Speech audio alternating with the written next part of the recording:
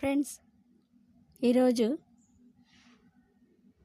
మహా జగద్గురువు అయిన ఆదిశంకరాచార్యుల వారి జయంతి. ఆదిశంకరాచార్యులు అనగానే మనకి భజగోవిందంలో శ్లోకాలు గుర్తొస్తాయి. ఆ పరమాత్మని ఏ విధంగా స్తుతించాలో, సకల దేవతలకు ఎలాంటి స్తోత్ర పారాయణాలు చేయాలో మనందరికీ అర్థమయ్యేలా వివరించిన మహాగురువు. మరి ఆ గురువు గారిని స్మరించుకోవాలి అంటే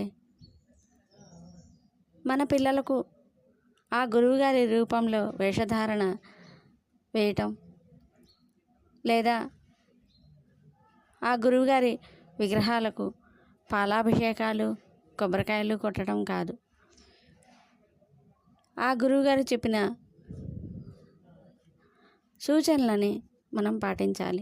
దేహమే దేవాలయం, జీవుడే దేవుడు అని ఎలా అయితే తెలుసుకుని మనందరికీ అర్థమయ్యేలా వివరించారో, మరి వారి మార్గంలో మనం నడవాలి. మనం కూడా అలాంటి ఆధ్యాత్మిక సాధన చేయాలి.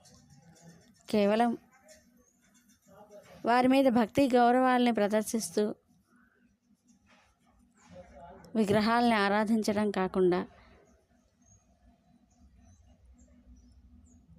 వారు చేసిన ఆధ్యాత్మిక సాధనని మనం చేయాలి.